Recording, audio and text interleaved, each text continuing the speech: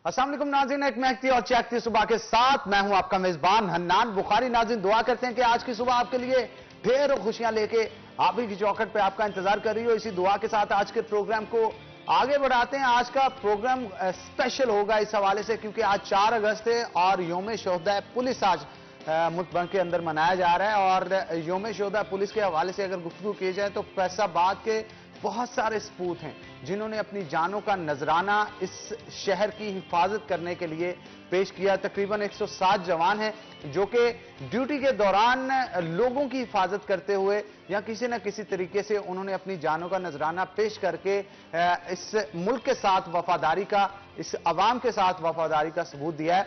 अगर खास तौर पे उन जवानों की बात की जाए तो वो भी किसी ना किसी के बेटे हैं, वो भी किसी ना किसी के भाई थे, वो भी किसी ना किसी के बाप थे, लेकिन उन्होंने सबसे पहले अगर अहम जाना किसी चीज को तो वो ये थी कि ड्यूटी को सरअंजाम दिया जाए, अपने मुल्क कौम की हिफाजत की जाए।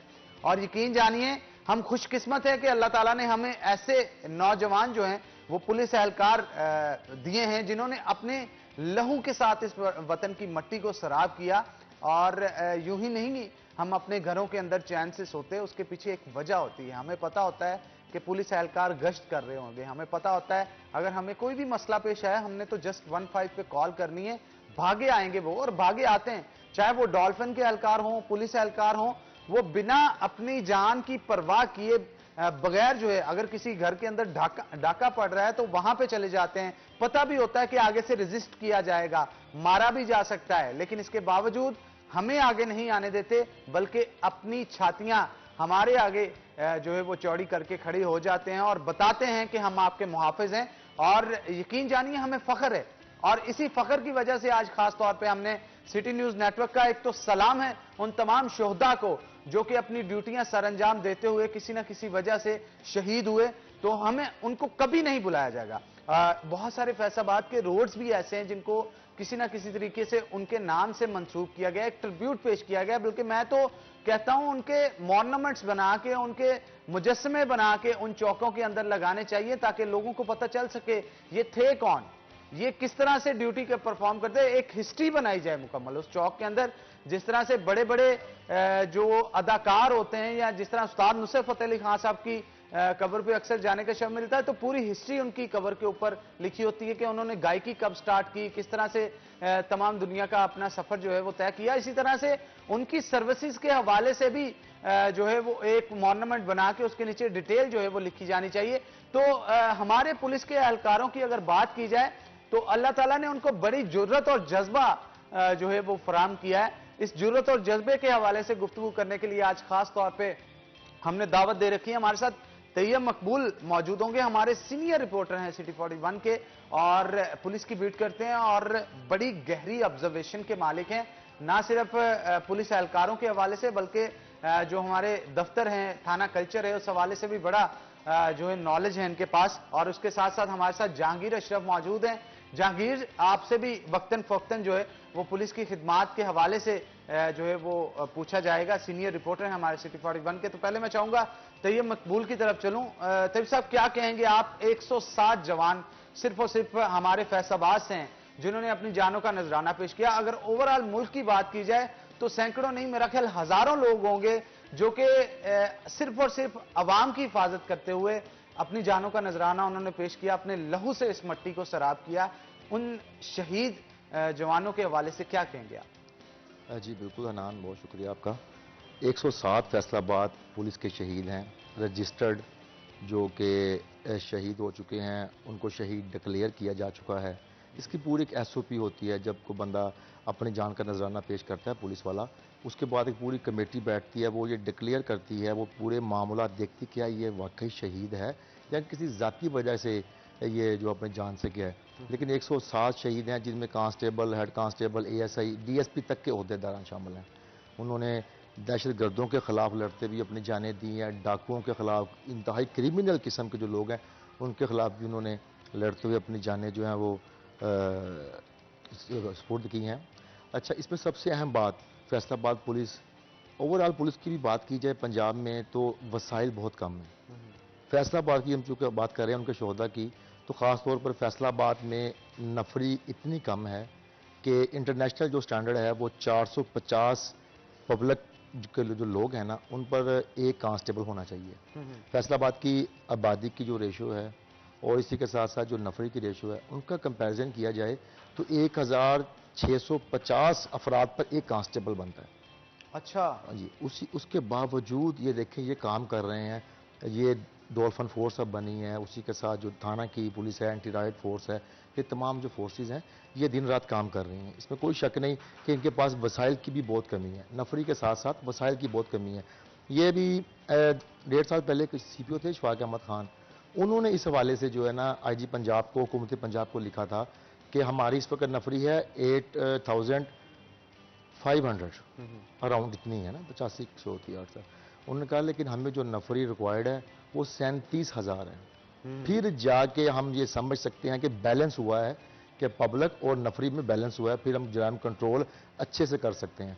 अब आप देख रहे हैं 3rd 4th टाइम नफरी कम है। लेकिन इसके बावजूद भी मेरा नहीं ख्याल कि कहीं पे भी जरूरत पड़ती है और वो ना मौजूद हों, वो हर जगह पे मौजूद होते हैं।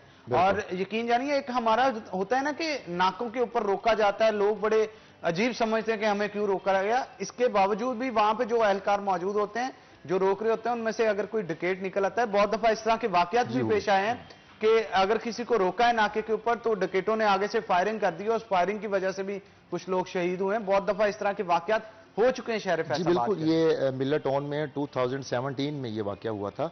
एक दहशतगर्द था सलमान रंधावा, जो कि एक बैरून मुल्क से दहशतगर्दी की तरबियत लेकर यहाँ पर आया था। उसने तकरीबन 10-11 पुलिस एहलकार उसने सिर्फ शहीद किए हैं। ये मिल्लर टाउन के इलाका में वो डकैती करके निकला था, तो जुमा की नमाज की ड्यूटी करके 2 एहलकार थे, एक इकबाल था उसका साथी।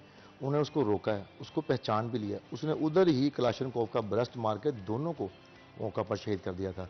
ऐसा हुआ है और होता है, रात को 3-3 बजे ऐसे वाक़यात पेश आते हैं कि पुलिस एहलकार गश्त कर रहे हैं, अपनी ड्यूटी पर मौजूद हैं, अगर किसी मशकूक बंदे को रोका है तो उसने फायरिंग की है, सडन जो है ना एहलकार शहीद हुए हैं। अच्छा, हर डिपार्टमेंट का कोई ना कोई वक्त होता है और उनकी ड्यूटी टाइमिंग्स होती है, लेकिन यकीन जानिए ये ऐसा डिपार्टमेंट है, इसकी 24 घंटे ड्यूटी है। मतलब रात के 1 बजे भी कोई वाकया या 3 बजे भी वाकया कोई पेश आता है, मुतलका SHO भी वहां पे मौजूद होता है, DSP भी होता है, SP भी होता है बड़े वाकये के ऊपर।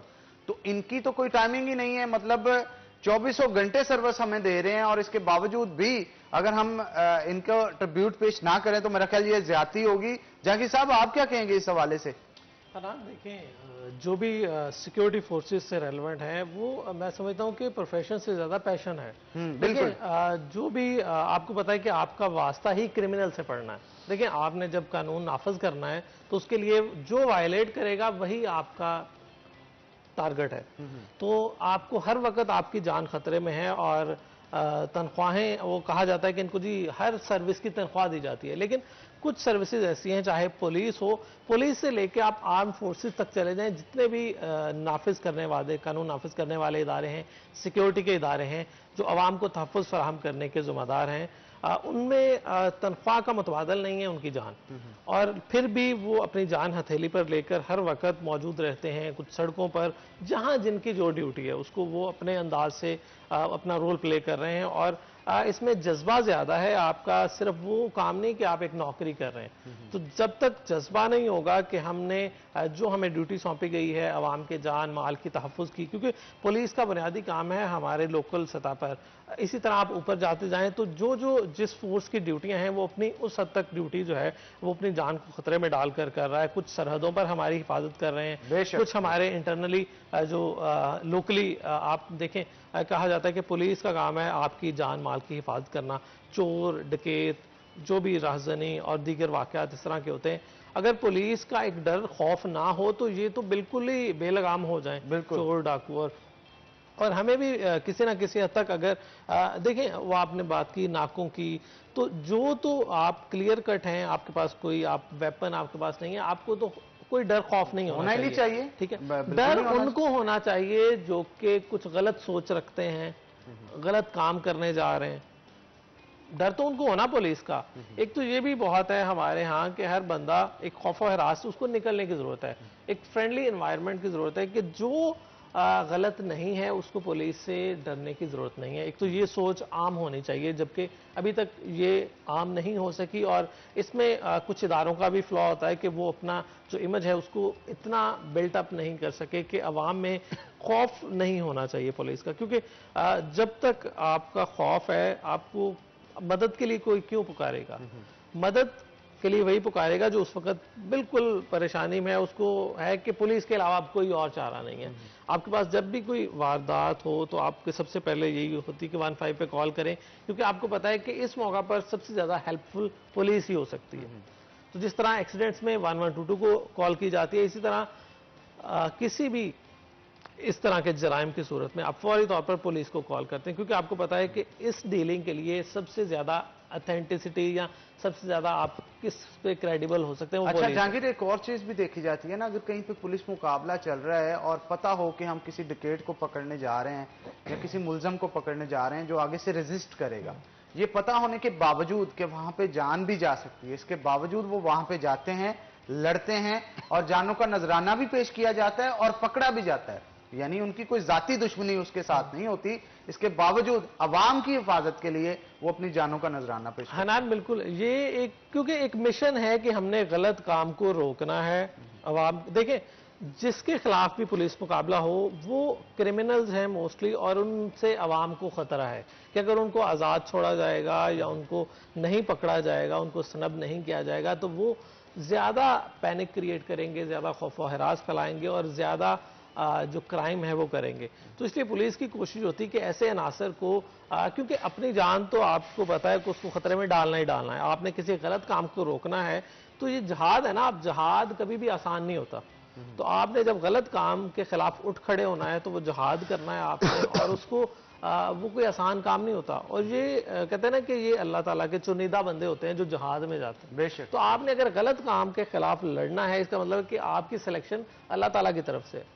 किसी भी बुराई के खिलाफ अगर आपने लड़ना है, उठ खड़े होना है, आपने अपना सीना तान के उसका मुकाबला करना है, तो इसका मतलब है कि इसमें सिर्फ आपका जाती तौर पे इतना नहीं है, अल्लाह ताला की तरफ से अल्लाह ताला की और मेरा आपको खुशनुदी हासिल करने का ये बेहतरीन जरिया है। हाँ, कि और वैसे भी उम्मत ना, मोहम्मदी जो हैं हाँ, उनकी हिफाजत करते हुए अपनी बहसियत जानों का मुसलमान हमारा तो ये यकीन है कि जो शहीद हैं वो जिंदा हैं, और आपको और ज्यादा बुलंद मुकाम मिलेगा एक अगले जहां में, जहां पर हमें जन्नत के हवाले से है जो बेशक उसका कोई नेमुल बदल नहीं है।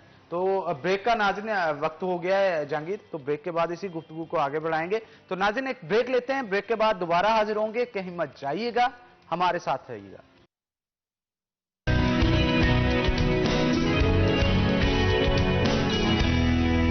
वेलकम बैक नाज़रीन, ब्रेक के बाद खुशामदीद। और आज स्पेशल सेगमेंट जो है हमारा 4 अगस्त के हवाले से यौम शुहदा पुलिस जो है वो उस हवाले से हम सेगमेंट परफॉर्म कर रहे हैं, जिसके अंदर हम पुलिस को ट्रिब्यूट जो है वो पेश कर रहे हैं। तो तैयब मकबूल साहब हमारे साथ मौजूद हैं, मजीद गुफ्तगू उनके साथ करते हैं। तैयब साहब, बहुत सारे इस तरह के भी वाकयात देखने को मिलते हैं कि जवान पुलिस एहलकार होता है जिसके बच्चे अभी छोटे होते हैं और माँ का अकेला अकेला सपूत होता है और वो अपनी जान का नजराना पेश कर देता है, घर में उसके अलावा और कोई होता भी नहीं है सरबराह। इसके बावजूद भी वो इस चीज की परवाह नहीं करते कि मेरे बगैर मेरा घर किस तरह से चलेगा। उनको अजीज होती है तो अपनी जॉब अजीज होती है, उनको अजीज होती है तो हमारी हिफाजत अजीज होती है, और हमारी हिफाजत को अजीज रखते हुए अपनी जान का नजराना पेश कर देते हैं। क्या कहेंगे? जी हनान, बिल्कुल मोस्टली जो पुलिस एहलकार शहीद हुए हैं वो या तो खैर शादीशुदा थे और अकलौते भी थे। अभी एक बुजुर्ग हैं मामू कांचन के, मैंने कोशिश की थी उनसे रब्ता हो जाता, हुआ नहीं है। उनका एक बेटा पुलिस में था, वो शहीद हो गया। पुलिस उन्होंने अपना दूसरा बेटा पुलिस को भिजवा दिया। अच्छा, उसी की सीट की जगह जो उसी की सीट की जगह बेटा भिजवाया। ठीक 1.5 साल बाद वो भी शहीद हो गया। 2 ही उनके बेटे थे, लेकिन वो अभी भी उनका हौसला जवान है। वो अक्सर ये कहते हैं कि अगर मेरा और बेटा भी होता तो मैं पुलिस डिपार्टमेंट में ही भेजता। सुभान अल्लाह।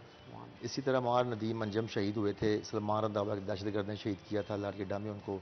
उनकी उस वक्त सिर्फ एक 6 माह की बच्ची थी, अब उनकी बच्ची 2.5-3 साल की हो गई है, 4 साल की। इसी तरह शहजाद अंसर एक शहीद हुआ था, वो 2 भाई थे, एक भाई डिसेबल है, उसकी एक टांग नहीं है, और वो अकेला घर का कफील कमाने वाला वही था। उसके फादर बचपन में जो डेथ हो गई थी।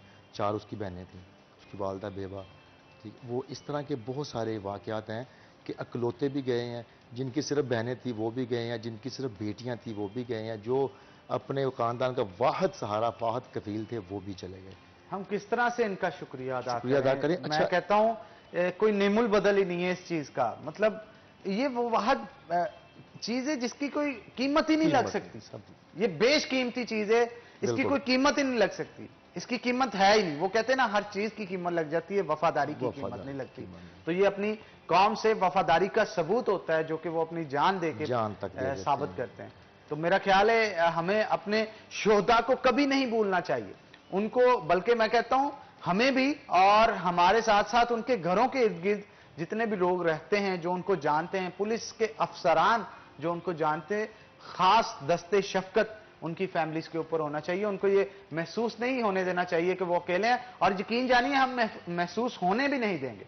वो अकेले नहीं हैं, हम उनके साथ हैं, और वक्तन फवक्तन हम दुनिया को भी बताते रहेंगे कि हम अपने शोहदा को किस तरह से इज्जत देते हैं, किस तरह से उनका दिन जो है वो मनाते हैं। वो हमारे हीरोज हैं, और ऐसे हीरोज हैं जिनको कभी नहीं बुलाया जा सकता था। अच्छा, इस वाले से अनान भाई, अफसरान की एक बड़ी अच्छी पॉलिसी है कि वो हर ईद पे, हर किसी भी कोई इवेंट आता है, कोई मौका, उस पे वो शोहदा के घरों पे जाते हैं, उनकी फैमिली से मिलते हैं, उनको ट्रिब्यूट पेश करते हैं, उनको ये यकीन दहानी करवाते हैं कि वो अकेले नहीं है। हमने देखा है कि अगर किसी शहीद का वालिद, उसकी वालदा या कोई भी फैमिली मेम्बर किसी ऑफिसर के पास किसी मसले पे आए तो उसको खसूसी प्रोटोकॉल दिया जा रहा है।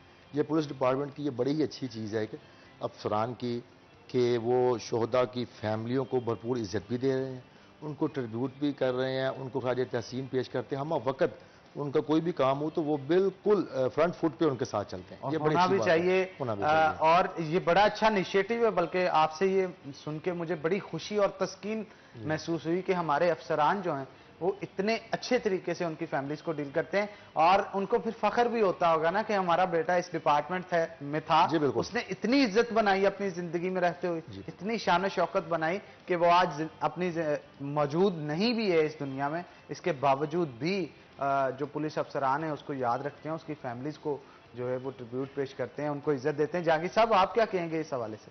है ना, ये यकीनी तौर पर हमें ना तो अपने मोहसिन को बोलना चाहिए, और शोहदा की बात जो है वो कौम के मोहसिन है। देखिए, इंडिविजुअली तौर पर तो किसी ने मेरे साथ अच्छा किया तो मुझे उसको नहीं बोलना चाहिए, लेकिन एज अ कलेक्टिव वो पूरी कौम के लिए अपनी जान का नजराना दे चुके हैं। तो ये तो अगर उनको हम भूल गए तो ये तो हमारे अपने साथ ज्यादती होगी। क्योंकि अगर किसी चोर या डकैत के साथ या दहशतगर्द के साथ लड़ते हुए वो अपनी जान दे बैठते हैं तो यकीन जानिए ये वही दहशतगर्द भी हो सकता है जो आपकी जान लेने का सबब भी किसी भी चौक चौराहे में बन सकता है। वही चोर डकैत हो सकता है जो कि डकैती के दौरान आपको किसी भी चौक चौराहे में मार सकता है। तो बजाय इसके कि वो हम तक पहुंचे, पुलिस एहलकार पहले ही उन तक पहुंच के अपनी जान भी देने पड़ी तो दे देते हैं, लेकिन उनको नहीं छोड़ते क्योंकि वो अवाम दुश्मन होते हैं, और उनकी जिंदगी का मकसद ही ये होता है कि अवाम दुश्मन अनासर जो है वो इस माशरे में से खत्म करने होते हैं। हनान, ये बहुत ज़रूरी है कि हमें कलेक्टिव सोच की तरफ जाना होगा इंडिविजुअल की बजाय, और ये सोच इदारों की होती है और यही सोच कौमों की होती है। अगर मैं सिर्फ ज़ाती मफाद या ज़ाती रंजिश की बिना पर किसी को बुरा भला कह दूं, किसी डिपार्टमेंट को बुरा भला कह दूं और उसकी कलेक्टिव एफर्ट को नज़रअंदाज कर दूं तो ये बिल्कुल ही नाइंसाफ़ी होगी। तो इसीलिए जितना मर्जी किसी को पुलिस के जो रवायती कल्चर है थाना उससे इख्तलाफ हो, लेकिन इस तरह की जो कुर्बानियाँ हैं उनको कभी भी फरामोश नहीं करना चाहिए। और जितने भी शोहदा हैं, जैसे 107 फैसलाबाद से जिनका सिर्फ ताल्लुक है, उनके लिए पुलिस ने यादगार शोहदा के नाम से इधर एक मोनूमेंट भी बनाया है जिसमें तमाम शोहदा के नाम और उनको ट्रिब्यूट पेश किया गया है। और जैसे बता रहे हैं कि उनकी फैमिलीज़ को बहुत ज़्यादा रिलीफ भी दिया जाता है, उनको प्रोटोकॉल भी दिया जाता है, और ये वही एक पे बैक है उनको कि उनको उनके बच्चों की कमी महसूस ना हो। अगर वो किसी काम की वजह से आप आ रहे हैं आप किसी ऑफिसर के पास, तो आपको ये महसूस ना हो कि अब मेरा बेटा नहीं है तो मेरी कोई सुनने वाला नहीं है। तो हमें उनके बेटे भी बनना है, उनके बाजू भी बनना है और उनको सपोर्ट भी करना है। और इस हवाले से गवर्नमेंट की कुछ सालों में बहुत ज़्यादा इंप्रूवमेंट आई है मराद के हवाले से, क्योंकि देखिए अगर वो वाहद कफील है, उसका चला जाना, उसका घर कैसे चलेगा, उसके अगर बीवी बच्चे हैं, उसके माँ बाप हैं, उसके बहन भाई हैं, और वो वाहद अगर कफील था तो अब हुकूमत की बड़ी अच्छी पॉलिसी है कि उसको बहुत अच्छी मराद दी जाती हैं, उसको एक घर लेके दिया जाता है, उसके एक फैमिली मेम्बर को जॉब ऑफर की जाती है उसकी। इवन पंजाब गवर्नमेंट की सतह पर एक ये भी हुआ है कि अगर कोई दौरान सर्विस उसकी वफात हो जाती है, चाहे वो पुलिस में हो या ओवरऑल, उसको ये भी कहा गया है कि उसकी एक OST पोस्ट क्रिएट करके उसको सारी उम्र के लिए तनख्वाह भी उसकी फैमिली को जारी की जाए, क्योंकि उसने चाहे वो पुलिस से हो या किसी भी महकमा से हो, उसने अपनी सारी उम्र इस गवर्नमेंट को दी है। तो एक ये भी पे बैक है कि उसकी सीट क्रिएट करके उसकी सैलरी कंटिन्यू रखी जाए, ताकि ये ना हो कि माली तौर पर उसकी फैमिली को परेशानी हो। और इस तरह से अगर कोई शहीद होता है तो उसकी फैमिली को एक घर लेके दिया जाता है, बहुत ही किसी अच्छी सोसाइटी में, अच्छे इलाके में। तो इस तरह से उसकी एक जॉब ऑफर सिक्योरिटी के पॉइंट ऑफ व्यू से और जितने भी उसकी मराहत हैं उसको क्लियर करने के हवाले से बता रहे कि तमाम ऑफिसर्स को ये हिदायत है कि उसको ज़्यादा चक्कर ना लगवाए जाएं, उसको फौरी तौर पर उसकी सारी चीज़ें जल्द अज जल्द क्लियर की जाएं। तो ये बहुत ही अच्छी है, क्योंकि हम इंसान का नेमुल बदल तो कुछ नहीं है। किसी का कोई प्यारा चला गया तो उसको हम वापस नहीं ला सकते। उसको आप करोड़ों रुपया भी दे दें तो उसका वो बेटा, उसका भाई, उसका वालिद, उसका शौहर वापस नहीं आ सकता। लेकिन चूंकि ज़िंदगी है और ये अल्लाह ताला के फैसले भी हैं कि एक वक्त भी मुकर्रर है हमें, लेकिन उसको पे बैक जो बाकी उसकी फैमिली है उसको अच्छे अंदाज से डील करना है, ताकि उसकी जो एहसास महरूमी है, उनकी अपनी ज़िंदगी जो है वो पुरसकून हो। क्योंकि उसका मकसद भी यही है पुलिस का कि आप बाकियों की ज़िंदगी को पुरसकून बनाने के लिए अपनी जान खतरे में डाल के रखते हैं हर वक्त। तो अगर उसकी फैमिली में ही बेसुकूनी आ जाए तो इसका मतलब है कि उसकी जान देने का फ़ायदा उसकी फैमिली को कोई नहीं हुआ। जब तक उसकी फैमिली सुकून में नहीं होगी ना, तो उस वक्त मैं समझता हूँ कि हमने उसको ट्रिब्यूट पेश नहीं किया। ट्रिब्यूट पेश करना, उसको याद रखना, यही है कि उसकी फैमिली सुकून में होनी चाहिए, जिसने इस मुल्क के लिए, इस सोसाइटी के लिए, हमारे लिए अपनी जानों के नजराने पेश किए। बिल्कुल आप ठीक कह रहे हैं। हमारे साथ ये मकबूल साहब भी मौजूद हैं, उनसे भी मजीद गुफ्तगू करते हैं। क्या कहेंगे आप कि आज के दिन खास तौर पे बहुत सारे चौक और इसके साथ साथ अहम शाहराएं हैं जिनको शुहदा के नाम से तंसीब किया गया है, वहाँ पे चरागां भी किया जाता है, उनकी याद में दुआया तकरीब का अहतमाम भी किया जाता है। तो आप इस हवाले से क्या कहेंगे? आज खास तौर पे बात की जाए, शहर के किन किन हिस्सों के अंदर इस तरह की तकरीब का अहतमाम किया जाए? अच्छा हनान, ये माजी में ऐसा होता रहा है कि बड़ी भरपूर तकरीबात होती रही हैं। पुलिस लाइंस में ऑफिसर्स, इवन जो सिटिंग फैसलाबाद के मिनिस्टर्स, वो दीगर पॉलिटिक्स जो हैं, पॉलिटिशियंस जो हैं, वो आते थे। बड़ी भरपूर तकरीब होती थी। तमाम शोहदा की फैमिलियों को वहाँ बुलवाया जा रहा था, शोहदा को वहाँ पर खराज तहसीन पेश किया जाता था, हत्ता कि उनकी फैमिलीज़ को कुछ गिफ्ट भी दिए जाते थे। लेकिन ये कोरोना की सूरत हाल की वजह से अब से 1 माह पहले IG पंजाब की जानब से ये हुक्मनामा जारी किया गया था कि पंजाब भर में पुलिस शोहदा डे पर कोई तकरीब नहीं होगी। कोई तकरीब इस वक्त जो है कहीं भी मुनक्कद नहीं हो रही। फैसलाबाद में पूरे पंजाब में थी, इसका हुक्मनामा आया था IG पंजाब की जानब से, लेकिन अभी फैसलाबाद की हद तक तो मुझे मालूम है कि कोई भी तकरीब आज मुनक्कद नहीं हो रही। लेकिन अफसरान की जानब से यूं भी तो किया जा सकता था कि उनके घरों के अंदर कोई गिफ्ट भिजवा जी, मैं वो बताने लगा था ना, ये ऐसा हो चुका है। चूँकि ईद-उल-ज़ुहा और शोहदा डे साथ साथ आए हैं, यकम को ईद थी, 4 को ये, तो ईद से पहले ही उनके घरों में गिफ्ट्स और दीगर कोई ज़रूरत का सामान जो है वो पहुंचाया जा चुका है। CPO फैसलाबाद खुद गए हैं, SSP ऑपरेशंस खुद गए हैं, टाउन SPs भी गए हैं। जहां पर ये नहीं पहुंच सके, वहां का जो सिटिंग सर्कल ऑफिसर है, DSP लेवल का ऑफिसर, वो गया है, जाके उनको ये माजरत भी की है कि इस बार तकरीब नहीं होगी कोरोना की वजह से, जो हालात आपके सामने हैं। उनको गिफ्ट दिए हैं, कुछ चीज़ें दी हैं। अच्छा, सबसे बड़ी बात जो इस तरह जहांगीर ने भी बात बताई है मरात के वाले से, मैं थोड़ा सा आपको इसकी डिटेल बता दूं नाजरीन के लिए, कि जो एक कैटेगरी का शहीद जिसे कहते हैं, जो किसी संगीन जुर्म को रोकने के लिए गया हो तब शहीद हो, दहशत गर्द के हाथों शहीद हो, उसको एक कैटेगरी का शहीद कहते हैं। उसके साथ कोई माइनर रास्ते में किसी को रोका, उसने सडन फायरिंग कर दी, उसकी शहादत हो गई, उसको बी कैटेगरी का शहीद कहते हैं। एक कैटेगरी का जो शहीद है उसको, एक कांस्टेबल को 10 मिलियन जो है उसकी फैमिली को एक अदा किए जाते हैं। 1 करोड़ यानी 1 करोड़, 1.5 करोड़ यानी 15 मिलियन का घर लेके दिया जाता है किसी प्राइवेट कॉलोनी में। इसी तरह 7 मरले का किसी सरकारी स्कीम में भी मकान लेके या प्लाट लेके दिया जाता है। उनके जो भी बेवा वालदा हो या उसकी अपनी बेवा हो, उसको जब तक शहीद की उम्र 60 ना हो जाए तब तक तनख्वाह भी दी जाती है, उसमें इंक्रीमेंट भी लगता है, और 17,000 पर मंथ ट्रांसपोर्ट अलाउंस भी दिया जाता है। इसी के साथ साथ एक मुतबादल नौकरी भी खा उसका बेटा हो, उसका भाई हो, उसका कोई भी फैमिली मेंबर, सिस्टर हो, एनीवन, उसको दी जाती है। अच्छा, ये जरूरी नहीं कि इसके लिए भाई ही हो उनका, जी, या बेटा ही हो, नहीं, सिस्टर या जी बेटी जी भी होगी जी, तो वो उसको भी दिया वो जाए। भी उसको भी ले सकती हैं। अच्छा, ये मराज जो है ना, ये ओहदे के हिसाब से बढ़ती जाती हैं। एएसआई के लिए ज्यादा है, सब इंस्पेक्टर के लिए ज्यादा, इवन ऑफिसर्स के लिए ज्यादा। अब लेकिन ये सब कुछ होने के बावजूद मैं कहता उनकी हूं जान का सोने में भी तोल दिया जाए, बिल्कुल ना, लेकिन इसके बावजूद भी नहीं आ उनका सकता, जो है वो शुक्रिया नहीं अदा किया जा सकता, बिल्कुल नहीं किया जा सकता। और किसी तरीके से भी उनका नेमुल बदल नहीं तलाश किया जा सकता, क्योंकि सबसे कीमती चीज तो सबसे उनकी कीमती, जान होती है ना। सबसे।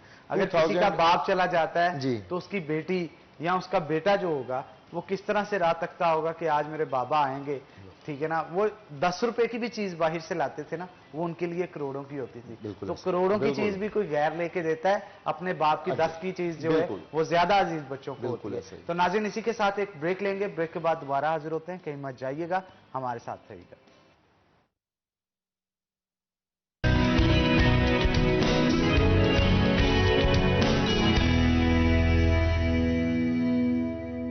वेलकम बैक नाज़रीन, ब्रेक के बाद खुशामदीद। हमारे साथ जहांगीर अशरफ भी मौजूद है, मजीद गुफ्तगू जहांगीर से करेंगे। जहांगीर, क्या कहेंगे, जो शुहदा होते हैं उनके बच्चों की तालीम के लिए किस तरह से इंतजामात गवर्नमेंट की तरफ से किए जाते हैं? क्योंकि हमारे यहाँ ये ट्रेंड पाया जाता है कि ज़्यादातर लोग जो होते हैं जिनके पास ज़रा पैसे अच्छे होते हैं, अच्छी यूनिवर्सिटीज़ में चले जाते हैं, प्राइवेट एजुकेशन भी हासिल कर लेते हैं। अगर मेरिट पे उनका बेटा या बेटी नहीं आ रहा होता, तो अगर कोई शहीद का बच्चा है उसकी तालीम के लिए क्या इंतजाम किए जाते हैं? अच्छा, तालीम के लिए एक तो गवर्नमेंट की तरफ से अगर सिर्फ हम इनिशियल बात करें कि मैट्रिक लेवल तक, तो गवर्नमेंट के स्कूल्स तो वैसे ही फ्री हैं, लेकिन प्राइवेट सेक्टर की तरफ से तमाम जो प्राइवेट तंजीमें हैं उनकी तरफ से भी पुलिस के साथ ये समझ लें MOU है, या उनकी तरफ से ये ऐलान किया गया है कि वो तमाम जो शुहदा के बच्चे हैं उनको फ्री ऑफ कॉस्ट पढ़ाएंगे। और उसके अलावा ये भी है कि जो मौजूदा सर्विस में पुलिस के हैं उनको भी डिस्काउंट देंगे।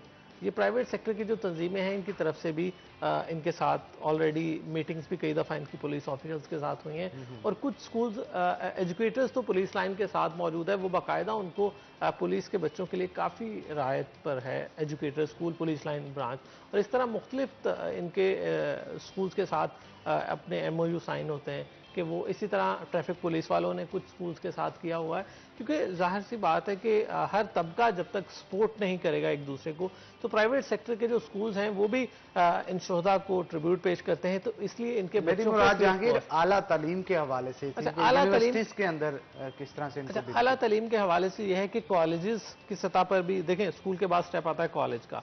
कुछ कॉलेजेस भी इनको बहुत अच्छे डिस्काउंट्स भी देते हैं और शोहदा के बच्चों को फ्री पैकेजेस भी देते हैं। लेकिन जहां बात आ जाती है यूनिवर्सिटीज़ की, यूनिवर्सिटीज़ में अभी तो कोई ऐसी अनाउंसमेंट नहीं है, ना गवर्नमेंट की तरफ से, ना प्राइवेट ना पब्लिक सेक्टर यूनिवर्सिटीज़, अभी तक कोई ख़ास इनके लिए कोई ऐसी ऑफ़र नहीं है कि उनके बच्चों को फ्री एजुकेशन दी जाएगी या उनके बच्चों को डिस्काउंट्स दिए जाएंगे। तो ये गवर्नमेंट को करना चाहिए ऐसा कि वो कोई ऐसी पॉलिसी वजह करे, क्योंकि अगर इनको कोई स्कॉलरशिप पुलिस डिपार्टमेंट की तरफ से मिलती है तो वो एक सेपरेट इशू है, लेकिन किसी भी यूनिवर्सिटी की तरफ से ये कैटेगरी आज तक मौजूद नहीं है। ना गवर्नमेंट ने कभी ऐसा इनिशिएटिव लिया है कि कोई बाकायदा ऐसी स्कॉलरशिप हो या ऐसा कोई अनाउंसमेंट हो। देखें, मुख्तलिफ कैटेगरीज मौजूद हैं, जैसे जो डिसेबल हैं आपके, उनके लिए यूनिवर्सिटीज़ की एजुकेशन फ्री है बिल्कुल, ये गवर्नमेंट ने अनाउंस किया है। इसी तरह से और बाकी जैसे आपके पास माइनॉरिटी कोटा है या इस तरह से, या दीगर सूबों का कोटा है पंजाब में, तो वो मौजूद है। लेकिन शुहदा के हवाले से, उनके बच्चों के हवाले से, उनकी फैमिलीज़ के हवाले से यूनिवर्सिटीज़ लेवल पर कोई ऐसा इन्होंने कैटेगरी उसको इन्वॉल्व नहीं किया या कैटेगरी नहीं बनाई अभी तक कि उनके बच्चों को या तो मुफ्त एजुकेशन हो या उनको किसी स्कॉलरशिप की मद में अकोमोडेट किया जाए या उनको मेरिट में कुछ रिलैक्सेशन दी जाए या उनका कोटा मखसूस किया जाए। अभी तक ऐसा नहीं है। ये यकीनी तौर पर करना चाहिए गवर्नमेंट को भी और यूनिवर्सिटीज़ को, क्योंकि यूनिवर्सिटीज़ ऑटोनमस बॉडीज़ हैं, वो अपनी सिंडिकेट से ऐसे कवानीन पास करवा सकती हैं। कोई भी नया डिसीजन लेने के लिए उन्हें लाजिम नहीं है कि वो गवर्नमेंट के पास जाएं, वो अपने सिंडिकेट से मंजूरियां लेकर इंप्लीमेंट कर सकती हैं। लेकिन अगर गवर्नमेंट की सतह पर हो जाए तो वो ज़्यादा बेहतर होगा, क्योंकि अगर गवर्नर पंजाब हैं तो वो तमाम पंजाब की यूनिवर्सिटीज़ के चांसलर के तौर पर एक्ट करते हैं। तो अगर वो कोई सर्कुलर जारी करेंगे तो वो तमाम यूनिवर्सिटीज पर लागू करना लाजिम होगा। तो ये मैं समझता हूँ कि गवर्नर पंजाब को चाहिए कि इस हवाले से कोई इनिशिएटिव लें कि शोहदा के बच्चों को एजुकेशन फ्री हो, स्कूल, कॉलेज, यूनिवर्सिटीज और हर सतह पर। तैयब मकबूल साहब, आप क्या कहेंगे इस हवाले से? हनान, मैं जहांगीर की बात से बिल्कुल सेकंड करता हूं कि अभी तक कोई एसओपी ऐसी नहीं है कि शहीद के बच्चों को तालीम दिलवाई जाए। इवन महकमे के पास, आपको पता है, वेलफेयर का फंड भी उतना महदूद है कि वो बच्चों की तालीम के लिए कुछ कर नहीं सकते। मैं बहुत से शोहदा के बच्चों को जानता हूं जो बेचारे इस वजह से हायर एजुकेशन से बैठे हुए हैं तो हासिल नहीं कर सके कि फंड्स नहीं है। ये फैसलाबाद पुलिस जो है ना, ओवरऑल पुलिस, देखिए पुलिस इस हवाले से बड़ी मजलूम है कि इनको कोई बोनस, कोई ओवर टाइम किसी किस्म का नहीं दिया जाता। अभी कोरोना में सेक्रेटरीट के जो मुलाजमीन हैं उनको बोनस मिला, एक सैलरी मिली, इनको कोई काम नहीं मिला। डॉक्टर्स के साथ और उनसे ज्यादा काम इन्होंने किया। फ्रंट फुट चौराहों के अंदर खास तौर पे बैरियर्स लगा के, अगर नाके लगा के कोई खड़े होते थे अवाम की हिफाजत के लिए, अवाम को घरों में रखने के लिए जो कोशा रहे, वो सबसे ज्यादा पुलिस एहलकार ही रहे। हत्ता के जिन इलाकों को सील किया गया कोरोना की वजह से, उनके बाहर भी यही ड्यूटी देते रहे। पब्लिक तो उनकी जान भी कीमती है, ठीक है ना। ये गवर्नमेंट को समझना चाहिए। बिल्कुल। इख्तियारात तो अब गवर्नमेंट के पास हैं कि उनको इस चीज का एहसास होना चाहिए कि ये 24 घंटे ड्यूटी भी कर रहे हैं, वो ड्यूटियां भी सर अंजाम दे रहे हैं जो इनकी नहीं है। ठीक है, बिल्कुल। वहां पे जिले इंतजामिया के लोग होने चाहिए थे, बाकी डिपार्टमेंट्स इतने, पुलिस को ही आखिर क्यों यूटिलाइज हर जगह पे किया जाता है? बिल्कुल ऐसा ही हनान, ये तो इस लिहाज से इतना मजलूम महकमा है कि शोहदा के बच्चे तो चलो, उनका तो वालिद चला गया, जो हाजिर सर्विस पुलिस एहलकार हैं उनके बच्चों का जो तालीमी वजीफे का सिस्टम है ना पुलिस में, वो बड़ा ही सख्त किस्म का है। इतनी उसकी स्ट्रिक्ट शराइत रखी गई हैं कि बहुत कम बच्चे उस पर पूरा हो सकते हैं, उतर सकते हैं। अच्छा, बड़ा महदूद फंड पुलिस डिपार्टमेंट को दिया जाता है हुकूमत की तरफ से वेलफेयर के लिए, उसमें आगे हेल्थ और ये जो एजुकेशन है उसके लिए तो बिल्कुल माइनर किस्म का फंड रखा जाता है। होता ये है कि अच्छा, हेल्थ का सबसे ज्यादा इनके पास होना चाहिए, क्योंकि एक पुलिसमैन या उसकी फैमिली जितनी फिट होगी वो उतना ही कॉन्फिडेंट होगा और उतनी अच्छे से ड्यूटी परफॉर्म कर पाएगा। और ये 3-3 दिन लगातार जाकर ड्यूटी करते। हेल्थ इशू सबसे ज्यादा पुलिस वालों, टेस्ट भी हुए थे, बहुत सारे शुगर पेशेंट हैं, डायबिटिक हो गए हैं, कुछ हेपेटाइटिस के पेशेंट हो गए हैं, बहुत सारों को स्टमक प्रॉब्लम है। इनको देखिए सोना नहीं है, इन्होंने टाइम पे खाना नहीं है, हर वक्त स्ट्रेस में रहते हैं। ये बड़ा इस लिहाज से मतलब मजलूम महकमा है। दूसरी बात यह है कि एक बड़ा इनके साथ जुल्म हो रहा है। इनकी अपनी तनख्वाह में से वेलफेयर के लिए मुख्तलिफ अहदे के हिसाब से किसी के 200, 400, 500 इस हिसाब से पैसे डिडक्ट किए जा रहे हैं। उनकी सैलरी में से पैसे डिडक्ट करके बाद में इन्हीं को ही दिए जा रहे हैं, और वो भी बड़ा सख्त शराइत के साथ, बड़े सख्त क्राइटेरिया रखने के बाद दिए जाते हैं कि बहुत कम लोग मुस्तफीद हो पाते हैं। तो इनके बच्चों की एजुकेशन, इनकी अपनी हेल्थ, फैमिली की हेल्थ, उस वाले से पुलिस डिपार्टमेंट को बेचारे बिल्कुल ही मजलूम है, कुछ भी नहीं दिया जा रहा ना। एजुकेशन के बड़े मसाइल हैं इनको। इनके बच्चे, अब ऐसे पुलिस वाले भी हैं जिनको शौक है। अब एक लाहौर का एक सब इंस्पेक्टर है, उसने अपने बच्चों को पढ़ाने के लिए इतनी मेहनत की है, अपना सब कुछ बेचा, अपनी तनख्वाह में से पढ़ाया, अपनी जो उसकी आबाई ज़मीनें थी। आज उसके बच्चे 2 स्कॉलरशिप पे ऑक्सफोर्ड यूनिवर्सिटी में पढ़ रहे हैं। लेकिन ये बड़ा रेयर है। आपको पता है पुलिस वाले हर वक्त ड्यूटी पे हैं। हमारे खासकर इस कल्चर में से निकल के अपने फूलों को, कलियों को ऊपर लाना बड़ा मुश्किल है। ठीक है, और एक अच्छा तालीमी निज़ाम उनको देना, फिर इस तरह से अपना नाम उनका रोशन करवाना कि वो दूसरे मुल्कों में भी जाके चमके, तो ये बड़ा मुश्किल है और पढ़ाई आसान नहीं है। ये तो जो करवाते हैं उनको पता चलता है। तो नाज़रीन, एक ब्रेक लेंगे, ब्रेक के बाद दोबारा हाजिर होते हैं। कहीं मत जाइएगा, हमारे साथ रहिएगा।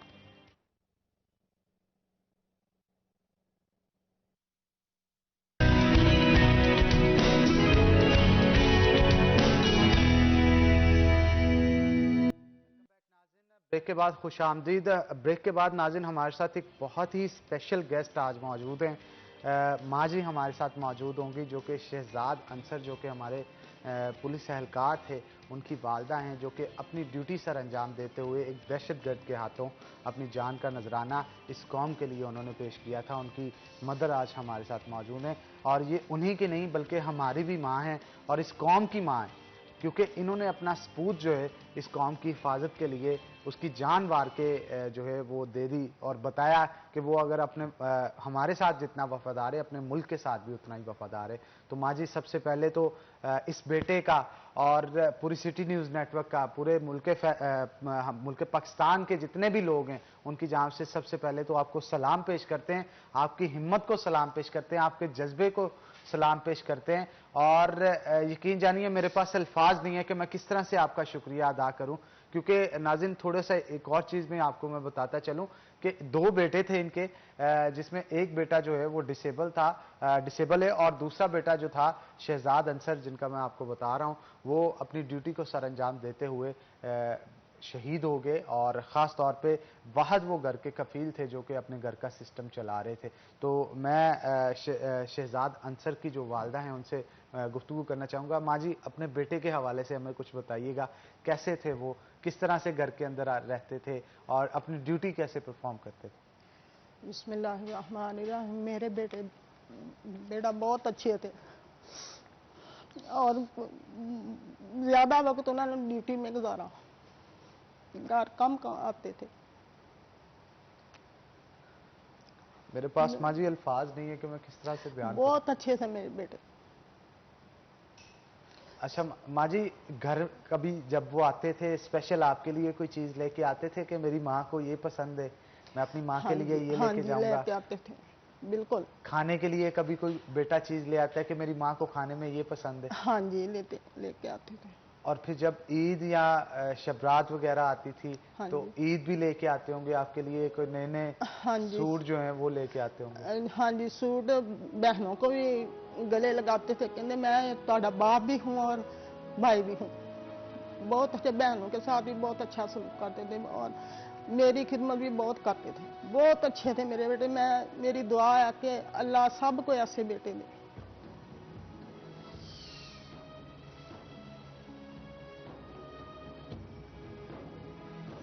हमारी माँ जी यही दुआ है कि अल्लाह ताला उनको जन्नत में आला मुकाम दे।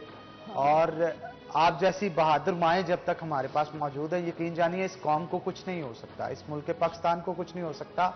और हम दुआ करते हैं कि अल्लाह ताला आपको हिम्मत और हौसला दे। तो नाज़रीन एक ब्रेक लेंगे, ब्रेक के बाद दोबारा हाजिर होते हैं। कि हिम्मत जाइएगा, हमारे साथ रहिएगा।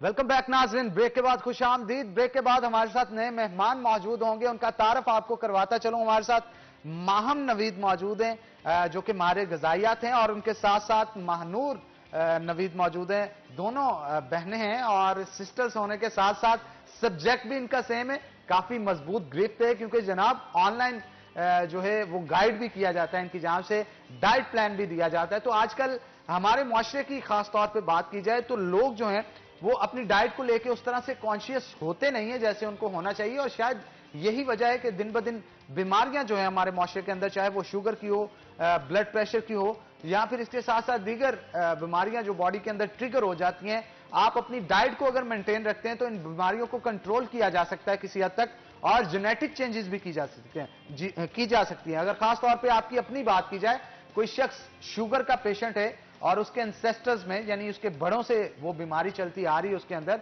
वो कुछ चेंजिंग ला के अपने आप को डिफेक्शन जो होगी उसको अपने आप को ठीक कर सकता है, शुगर को खत्म कर सकता है, और उसके बाद उसकी जो ऑफस्प्रिंग आएगी, उसके जो बच्चे होंगे, उनमें शुगर जो है वो नहीं होगी। तो जेनेटिक चेंजेस भी आप किसी हद तक अपनी बॉडी के साथ अच्छी डाइट से कर सकते हैं। बहुत सारे लोगों में ओबेसिटी की बीमारी होती है, मोटापा होता है और फैमिली डिजीज होती है। लोग उसको कंट्रोल करके डाइट से जब उनके बच्चे होते हैं तो आहिस्ता आहिस्ता आहिस्ता आहिस्ता वो जेनेटिक्स चेंज होती होती किसी हद तक पहुंच जाती है कि उनके बच्चे भी फिर पतले होते हैं और डाइट को कंट्रोल करते हैं। ये तमाम चीजें जो होती हैं अपने आप पे कंट्रोल करने की बात होती है। तो अवेयरनेस के साथ साथ कंट्रोल करना बहुत बड़े मैटर होता है, क्योंकि आपको अवेयरनेस होना एक अलग चीज है, इंप्लीमेंटेशन उसकी एक अलग चीज है। तो आपको जिन चीजों का इल्म होता है, जैसे आपको पता होता है कि पिज्जा खाने से या बर्गर ज्यादा खाने से आप मोटे होंगे, तो इसको पता होने के बावजूद भी कोई लोग इसको छोड़ते नहीं है, क्योंकि उनके टेस्ट बड्स ऐसे डेवलप हो चुके होते हैं कि वो चाह के भी अपने आप को नहीं रोक पाते, क्योंकि डोपामिन उनका रिलीज ही तब होता है बॉडी के अंदर जब वो जंक फूड खाते हैं, तो उनको खुशी महसूस होती है। यूं कहते हैं कि यार हम शायद किसी और ही दुनिया में पहुंच गए। अच्छा, बहुत सारे लोग प्यार मोहब्बत भी करते हैं, और लेकिन बहुत सारे लोगों का प्यार मोहब्बत खाना ही होता है, और वो जब तक जंक फूड नहीं खाते उनको तस्कीन नहीं मिलती, उनको चैन नहीं मिलता, उनको सुकून नहीं मिलती, रातों की नींद बर्बाद हो जाती है।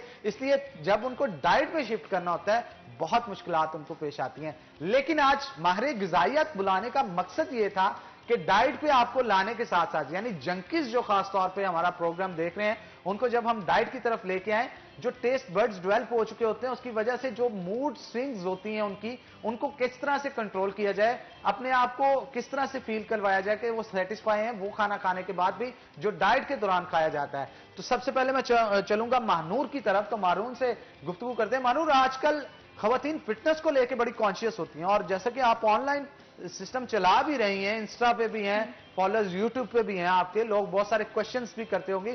खासतौर पे खवातीन अपनी डाइट को लेके कॉन्शियस होती हैं, अपने आप को मोटापा कम करना चाहती हैं, फिट रहना चाहती हैं, किस तरह के सवालात आपको आते हैं और उनका हल क्या होता है? बेसिकली ये है कि सबसे पहले अगर आप इस बात को समझ लें कि आपका पेट आपका अपना है, जाती है, अगर आप उस अच्छी हेल्दी डाइट के थ्रू उसको क्योर करेंगे तो आपके लिए ही बेहतर है। क्योंकि लोग इस एज पे, ये जो टीनेजर्स वाली एज होते हैं, इसमें ना जंक फूड की तरफ चले जाते हैं, बेकरी आइटम्स उन्हें बहुत ज़्यादा अट्रैक्ट करती हैं। इस तरफ जब चले जाते हैं तो लेटर ऑन 40 एज के बाद उन्हें रियलाइज़ होता है कि उनके अंदर कितने प्रॉब्लम्स क्रिएट होना शुरू हो गए।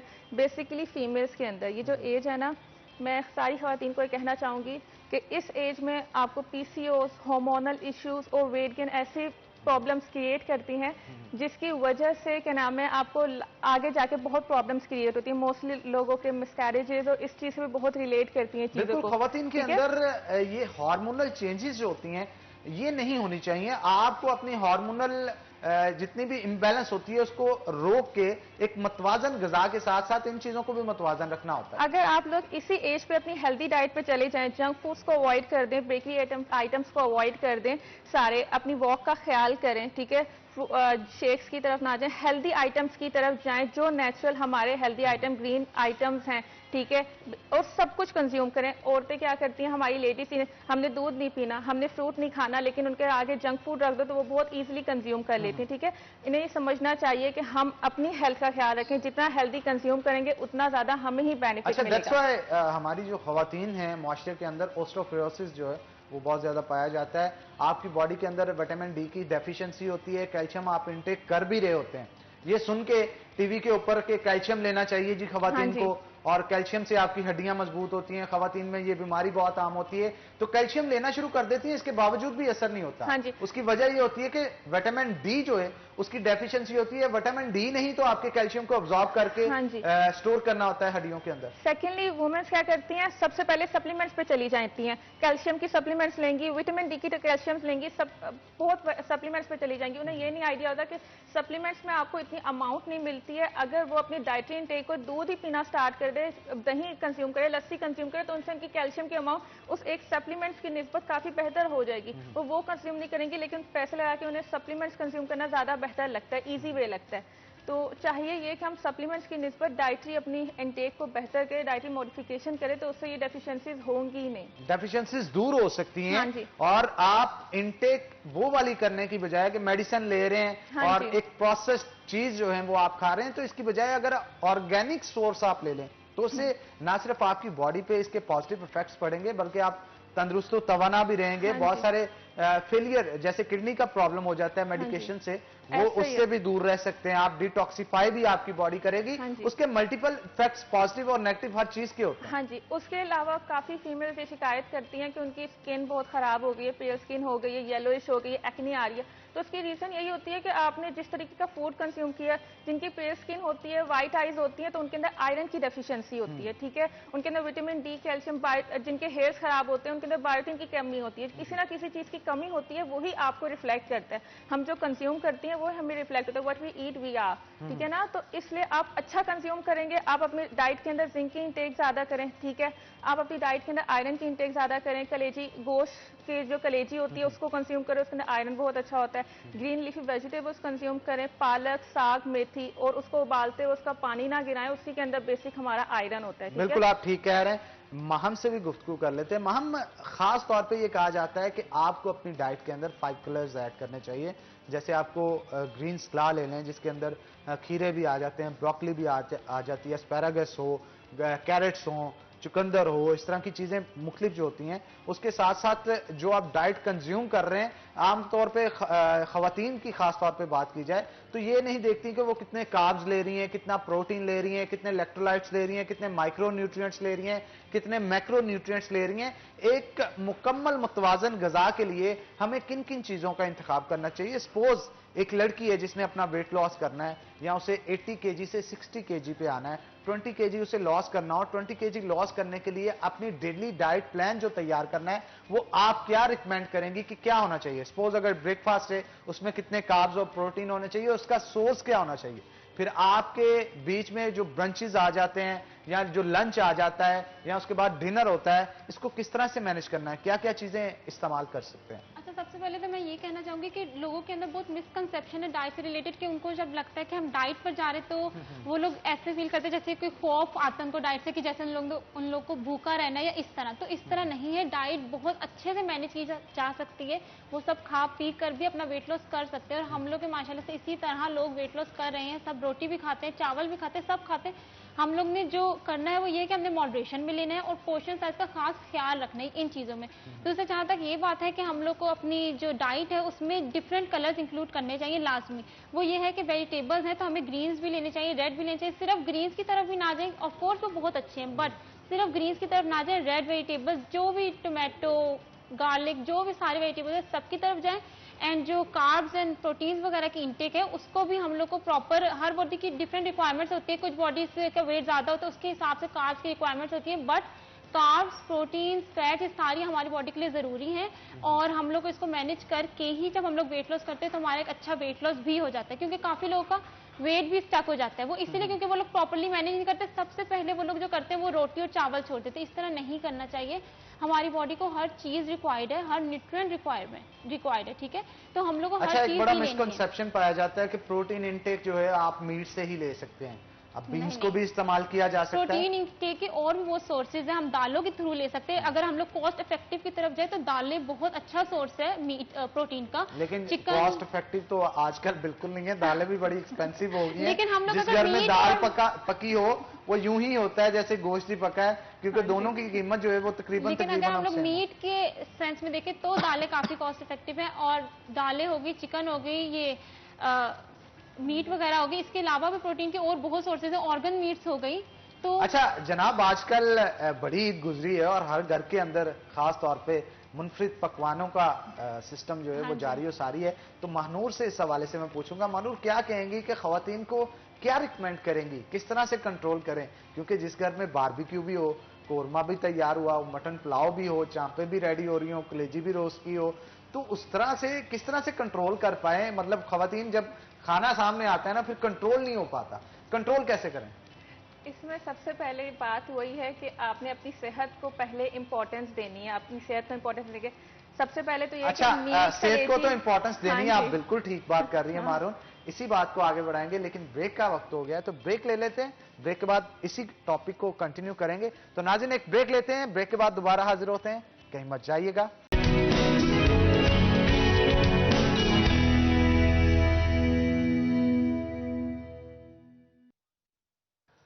वेलकम बैक नाज़रीन, ब्रेक के बाद खुशामदीद। ब्रेक पे जाने से पहले मानूर हमारे साथ मौजूद थी और उनसे जो गुफ्तगू हो रही थी इस हवाले से हो रही थी कि ईद पे घरों के अंदर बड़े मजे मजे के मुनफरिद पकवान हैं जो कि तैयार किए जाते हैं और जैसे ही टेबल पे लगाए जाते हैं जनाब, कोई कितनी भी डाइट कर रहा हो कंट्रोल नहीं हो पाता उससे। किस तरह से कंट्रोल किया जाए और हेल्दी डाइट इस ईद पे किस तरह से ली जाए, महानूर से इस हवाले से गुफ्तगू करते हैं। महानूर क्या कहेंगी आप, खवातीन शिकायत तो बहुत करती हैं कि फैट कम नहीं हो रहा, ये नहीं हो रहा, वो नहीं हो रहा, लेकिन वो डाइट को कंट्रोल नहीं कर पाती, मेंटेन नहीं कर पाती।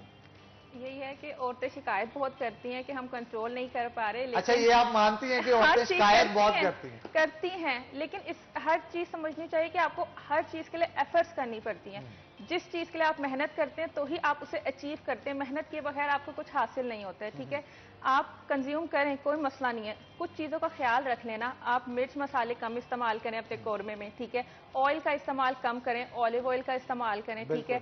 और कंज्यूम करें, अगर आप लिमिटेड अमाउंट में कंज्यूम करेंगे, एक रेस नहीं लगाएंगे कि नहीं मैंने 2 रोटियां साथ खानी है और मैंने अच्छी वो सारी रोटियां कंज्यूम कर लेनी, मतलब एक रेस नहीं लगी होगी। लिमिटेड अमाउंट में कंज्यूम करेंगे तो इट्स फाइन। आप रेस के साथ साथ हमारा ट्रेडिशन कुछ ऐसा है, हमारा कल्चर ऐसा है कि घरों के अंदर हम कोई चीज बनाई जाती है तो उसके अंदर घी इतना डाल दिया जाता है, ऑयल इतना फिर निचोड़ दिया जाता है तो वो मेरा ख्याल ट्रांस फैट में भी फिर जब हाई टेम्परेचर पे उसे कुक किया जाता है वो ट्रांस फैट में कन्वर्ट हो जाता है। और अल्टीमेटली ट्रांस फैट आपकी बॉडी के लिए इंतहाई बैड चीज है, क्योंकि आपकी दिल की नालियों के अंदर, शरीयानों के अंदर वो जब जम जाता है, दैट्स वाई आपको हार्ट अटैक आता है, प्रेशर बिल्ड होता है, क्योंकि ब्लड जब पंप करता है आपका हार्ट और उसकी आर्टरीज के अंदर किसी ना किसी तरह फैट जमा हो तो उसके मुश्किल आती है उसको सर्कुलेशन के अंदर। तो जब सर्कुलेशन में मुश्किल आती है फिर हार्ट अटैक, और फिर ज्यादा खाने से जब कार्ब्स आपकी बॉडी के अंदर बहुत इंटेक हो जाती है, कार्ब्स इंटेक ज्यादा करने की वजह से शुगर की बीमारी जो है वो ट्रिगर हो जाती है। तो इन चीजों को मेंटेन भी तो रखना चाहिए ना।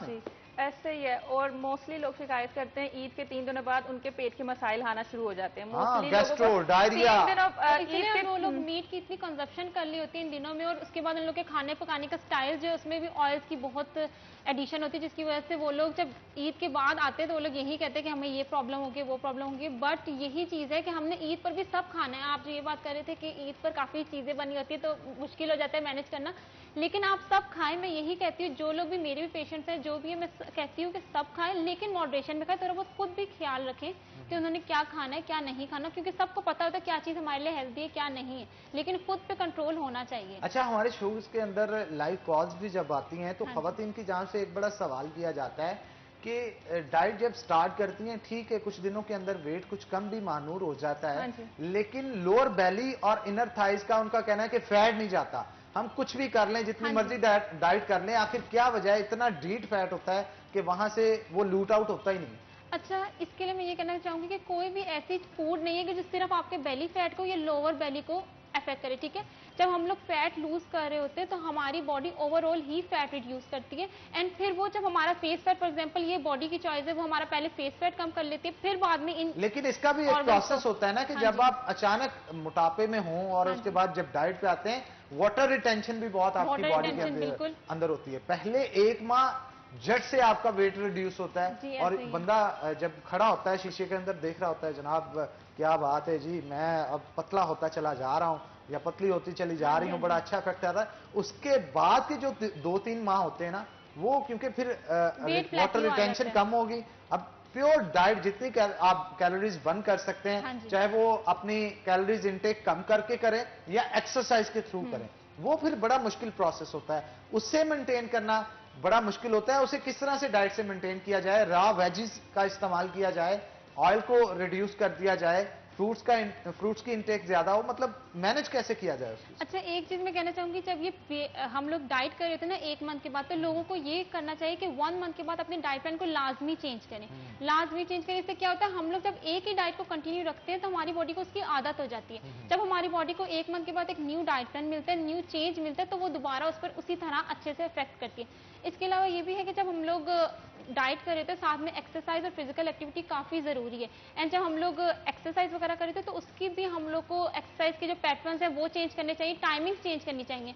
1 मंथ के बाद हम लोग को ओवरऑल मीन्स आप कह लें पूरी रूटीन को ही चेंज करना चाहिए, ताकि ये जो वेट प्लेट्यू ये हिट ही ना हो।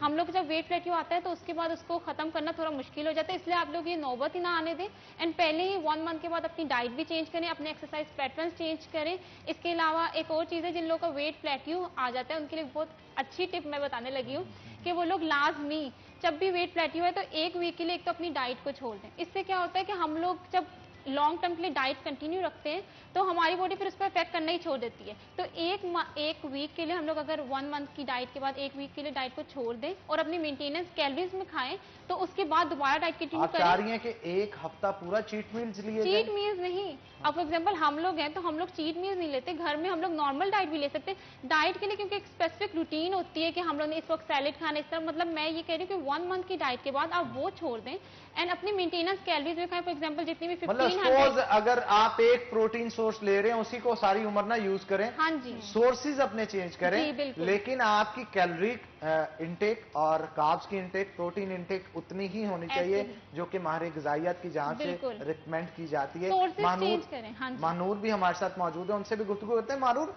हमारे यहाँ खवातीन के अंदर खास तौर पे एक बड़ा मिसकंसेप्शन पाया जाता है। वो क्या होता है कि डाइट का जब भी नाम लिया जाता है तो आप डाइट को फॉलो करने की बजाय भूखा रहना शुरू कर देती हैं, और भूखे रहने की वजह से अल्टीमेटली फैट थोड़ा बहुत कम होता है, वाटर रिटेंशन कम होती है, लेकिन वो कमजोर बहुत हो जाती है। और ये भी कहा जाता है कि खवातीन खाना खाना ही छोड़ देती हैं। हालांकि कहा जाता है कि अगर आप डाइट कर रहे हैं तो दिन के 5-5 मील भी लें आप, लेकिन उसका पोर्शन बनाया जाए, बहुत ज्यादा कंज्यूम ना किया जाए, थोड़ा थोड़ा किया जाए और ज्यादा दफा किया जाए। इस हवाले से भी बताएं। ये सिंपली एक मिथ है कि खाना ना खाने से हमारा वेट लॉस होगा। इनफैक्ट अगर हम 3 घंटे से ज़्यादा भूखे रहते हैं तो हमारा वेट गेन करता है। ठीक है, ऑटोमेटिकली क्या होता है कि हम भूखे जब रहते हैं तो हमारी बॉडी के अंदर डेफिशिएंसीज आ जाती हैं। डेफिशिएंसीज ऑटोमेटिकली सिम्टम कॉज करती हैं जो कि वेट गेन की सूरत में हमारे सामने आता है। ठीक है, कॉन्स्टिपेशन के इश्यूज, डाइजेस्टिव सिस्टम, आयरन की कमी और डिफरेंट डेफिशिएंसीज होती हैं जिसके 1 महीने बाद ही औरतें कहती हैं कि हम खरा नहीं हो जा रहा, ये मसले हो रहे हैं, वो मसले हो रहे हैं हमें।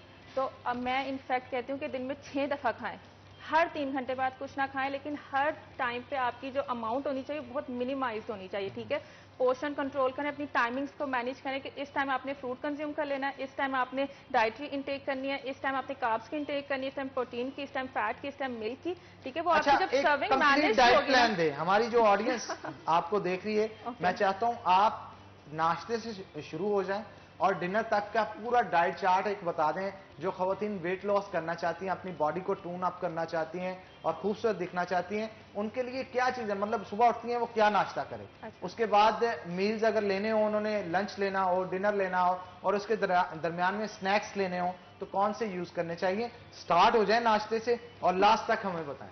अच्छा, सबसे पहले तो मैं ये कहूँगी कि एक डाइट हर एक औरत के लिए नहीं होती। ठीक है, मैं आपको एक एग्जाम्पल दे देती हूँ, लाइक एक आइडिया के तौर पे, लेकिन उससे पहले मैं बताना चाहूँगी ऐसा ना हो कि हर लेडी वही कंज्यूम करे और खुदा ना, किसी को कोई इश्यू होता है, किसी को डायबिटीज है, किसी को हाइपरटेंशन है, हर एक बंदा एक डाइट को फॉलो नहीं कर सकता। ओवरऑल हाँ जी। जनरल एक जनरल एक हेल्दी पर्सन के लिए नॉर्मली अगर आपने वेट लॉस करना है तो उसके लिए ये है कि आप सबसे पहले उठ के नहा वार्म वाटर कंज्यूम करें। ठीक है, गर्म पानी, नॉर्मल रूम टेम्परेचर वाटर हो। ठीक है, शहद मिला लेना चाहिए अगर ठीक हो। है, शहद आप मिला सकते हैं। और सबसे बेहतर ये एक और चीज, बहुत सी लेडीज सुबह उठ के लेमन वाला वाटर कंज्यूम करती हैं। ठीक है, नींबू वाला, तो वो एम्प्टी स्टमक नहीं कंज्यूम करें। ऑलरेडी आपके स्टमक के अंदर ऐसे हाँ जी। सिट्रिक जूसेस मौजूद होते हैं रात भर सोने की वजह से, अगर आप वो यूज करते हैं तो अल्सर कॉज कर सकता है, क्योंकि ये म्यूकस की लेयर जो है उसको डिस्टर्ब करेगा। बेसिकली पानी पीने का मकसद ये होता है कि सारी रात के जो टॉक्सिन्स प्रोड्यूस हुए हैं वो फ्लश आउट हो गए। ठीक है, और आपकी बॉडी नए सिरे से वर्क करने के लिए रेडी हो जाती है। आप सुबह उठ के तुखमे मलंगा का पानी पी सकते हैं। ठीक है, वो बहुत हेल्दी है। यानी चिया सीड्स आप यूज करें। हाँ, इसमें यह कि चिया सीड्स होते हैं तुखमे दाऊदी, वो एक सेपरेट चीज है, उसके अंदर आपकी कैल्शियम की अमाउंट ज्यादा होती है। और बेसिल सीड्स होते हैं तुखमे मलंगा। ठीक है, तुखमे मलंगा हमें इजीली अवेलेबल है और तुखम दाऊदी चिया सीड्स और ये इजीली अवेलेबल बहुत महंगे नहीं है, चीप कॉस्ट में। हाँ, चिया बेसिल सीड्स बहुत चीप कॉस्ट में, तुखमे मलंगा वो कोई भी इजीली अवेल कर सकता है और इससे ज्यादा अच्छी क्वालिटी है चिया सीड्स, लेकिन वो इतने इजी अवेलेबल नहीं होते। ठीक है, आप ये कंज्यूम करें। उसके हाफ एन आवर के बाद मैं रिकमेंड करूंगी पहले आप थोड़ी बहुत वॉक कर लें, अपने ब्रेकफास्ट से पहले वर्कआउट कर लें या वॉक कर लें। ठीक है, उसके बाद अपने ब्रेकफास्ट की तरफ चलें। उसमें आप ये कर सकते हो कि आप दलिया कंज्यूम करें। ठीक है, दलिया बड़े जबरदस्त चीजें, दूध के अंदर मिलाएं, सेब काटें। ठीक है, अब जरूरी नहीं है कि आप सुबह रोटी अंडा ही खाएं। आप जो आपकी ये होती है पोरेज आप कंज्यूम करते हो दलिया, उसके अंदर दूध के अंदर बनाए तो कार्ब्स की इंटेक ओट्स में भी होती है और दूध में भी होती है, तो आपको कार्ब्स की इंटेक ऑटोमेटिकली मिल गई। ठीक है, वो आपके रोटी के बराबर ही आ जाता है।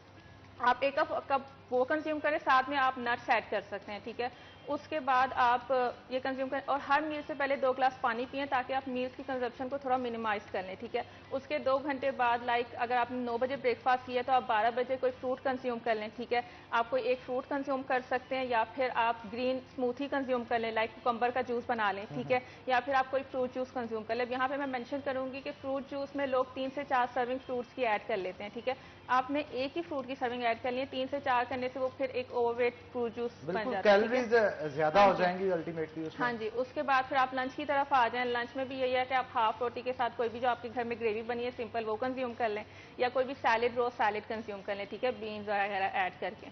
ठीक हो गया। और इसी तरह शाम में फिर आप नट्स पर आ जाएं, ठीक है, या आप मकई के दाने कंज्यूम कर सकते हैं। मिल्क के कप के साथ आप हाँ नट्स जी, को कंज्यूम कर nuts लें को तो consume मेरा करें। ख्याल मोर देन इनफ हो More जाता than है enough है, और ये ठीक है। कहा जाता है कि एक मुट्ठी बराबर नट्स आप दिन भर के अंदर कंज्यूम कर सकते हैं, कोई इशू नहीं है, लेकिन मुट्ठी ही हो, इससे ज्यादा ना हो, लोग एक्स्ट्रा अमाउंट में आप कंज्यूम ना करें, ठीक है। हर टाइम पे अगर आप मिनिमम अमाउंट में कंज्यूम करेंगे, जिस तरह हाफ रोटी आपने दोपहर में खाई या 1 कप सैलेड खाया, ठीक है, एक दफा तो आपके पेट भर जाता है और तो 2 घंटे बाद आप फिर से नट्स खाएंगे तो फिर से सेटिस्फेक्शन मिल गई, ठीक है। उसके बाद रात के खाने में आप रेड बीन सैलेड कंज्यूम करें, ठीक है, वो बहुत हेल्दी होती है, उसके अंदर प्रोटीन रिच डाइट है, ठीक है। और अगर आप चावल और रोटी मैं कहूँगी आपने कंज्यूम करने तो आप दोपहर के टाइम पे कंज्यूम कर सकते हैं, रात के टाइम पे ना कंज्यूम करें, ठीक है। अगर कोई वेट लॉस करना चाह रहे हैं तो वो नाश्ते या दोपहर के खाने में रोटी या चावल दोपहर के टाइम में ले ले, लेकिन रात के टाइम में ना ले। रात के टाइम पे ज्यादा प्रोटीन की तरफ चलें, ठीक है। रेड बीन सैलेड्स हो गए या चिकनी सैलेड हो गया, बारबेक्यू हो गया, चिकन की 3 से 4 बोटियां मैक्स, वो भी 20 ग्राम्स की, ठीक है। तो वो आप छोटी सी 3 से 4 बोटियां रात को ले सकते हैं। अच्छा, ब्रेकफास्ट का आपने बताया, अगर ब्रेकफास्ट के अंदर बॉइल्ड एग को यूज कर लिया बहुत जाए, अच्छा। मेरा ख्याल 3.5 ग्राम एग के अंदर प्रोटीन बहुत ही राइस के हाँ अंदर जी। होती है, तो दो अगर 4 boiled- से 5 ले लेते हैं तो 25 ग्राम या 24 ग्राम आपको एक वक्त के अंदर आपकी प्रोटीन इनटेक चाहिए, हाँ जी। तो उससे आप कंज्यूम कर सकते हैं। और जरूरी नहीं ये ब्रेकफास्ट में, आप इसके अलावा कोई किसी मील भी ले रहे हैं time ले जिसमें सकते हैं। आपका कह सकते हैं कि प्रोटीन इनटेक नहीं है, तो प्रोटीन सोर्स के लिए आप एग्स को यूज कर हाँ सकते जी। हैं। इसमें मैं ये ऐड करूंगी कि अगर आपने एग्स कंज्यूम करने हैं तो इस मौसम में अभी बहुत गर्म है, तो आप 2 से 3 एग्स मैक्सिमम कंज्यूम करें एट अ डे टाइम, और यॉक निकाल के। वो हर एक ही, अगर किसी को कोलेस्ट्रॉल ज़्यादा है, इस तरह का इशू है, तो अपनी वो यॉक निकाल के, लेकिन जो टीनेजर्स हैं वो कंज्यूम कर सकते हैं। ज़ाहिर है ये अच्छा, जो माहम जैसे दर्दी बता है रही वो थी ना बहुत हेल्दी होती है। कि 1 महीने बाद आपको अपना सोर्स चेंज करना चाहिए, चाहे वो हाँ जी, कार्ब्स का हो या बिल्कुल प्रोटीन ऐसे। का हो। हाँ जी। तो जहां पे आप ब्रेकफास्ट के अंदर ओट्स ले रहे हैं या बीन्स ले रहे हैं आप, तो जब आप 15 दिन उनको यूज कर लें, 15 दिन फिर आप एग्स को as a protein Eggs source को अपना consume यूज कर करें। सकते हैं। फिर एग्स के बाद आप हाँ, फिर दोपहर eggs के के- टाइम में दालों को यूज कर सकते हैं। फिर रात के टाइम में आप चिकन या बीफ या बिल्कुल। मटन उसको यूज कर सकते हैं। अच्छा, इसमें भी एक आता है कि चिकन का आप जब बोटियों की बात करते हैं तो वो बोटियां बनाते हैं कढ़ाई के अंदर, उसमें घी भी डाला जाता है, सब कुछ होता है। ये भी जरा मिसकंसेप्शन इनकी दूर हाँ करें जी। कि आपने जो लेना है उसके या तो स्टेक्स को रेडी कर लिया हाँ जाए, जी। बारबेक्यू ले लिया जाए। सिंपल ग्रिल्ड आप चिकन यूज करें, ग्रिल के लिए मशीन भी होती है, और अगर आपके घर पे मशीन नहीं है तो इसका कोई इशू नहीं है। आप सिंपल क्या करें, 3 से 4 बोटियों को 2 टेबलस्पून योगर्ट लगा के मैरिनेट कर लें, स्पाइसेस ना लगाएं, सिर्फ ब्लैक पेपर और ग्रीन चिलीज डाल के मैरिनेट कर लें, और उसके 10 to 15 मिनट्स मैरिनेट करने के बाद आप किसी भी पैन में या देगची में उसे ढक के रख दें, तो हल्की फ्लेम में वो 10 मिनट्स में खुद ही गल जाएगा। इसमें ना आपका ऑयल यूज होगा ना कोई चीज यूज होगी, वो खुद ही अपने पानी में और योगर्ट के पानी के अंदर गल जाएगा। उसमें गल Simple। जाएगा और ना आपको उसमें- किसी मशीन की जरूरत है, ना किसी मेहनत। स्टेक्स में भी लोगों को मेहनत लगती है, इसमें कोई आप बिल्कुल सिंपल, ना ऑयल कोई चीज इस्तेमाल नहीं होगी। बिल्कुल ठीक कह रही हैं आप मानूर। बहुत सारे सवाल थे जो आप दोनों से मैं करना चाहता था, और मेरा ख्याल आज क्योंकि वक्त भी हमें कम मिला तो इंशाल्लाह नेक्स्ट किसी सेगमेंट में मैं दोबारा आपको इनवाइट करूंगा। तो शो का वक्त पूरा हो चुका है, इसलिए मानूर आपका बहुत शुक्रिया शो के अंदर आए, माहम आपका भी बहुत शुक्रिया आप शो के अंदर आए और बड़े ही मुफीद मशवरे हमें और हमारी ऑडियंस को आपने दिए। तो इसी के साथ नाज़रीन, आज के प्रोग्राम का वक्त हो गया है खत्म, इसलिए अपने मेजबान हन्नान बुखारी को दीजिए इजाजत। इंशाल्लाह कल होगी आपसे मुलाकात, तब तक के लिए अल्लाह हाफिज।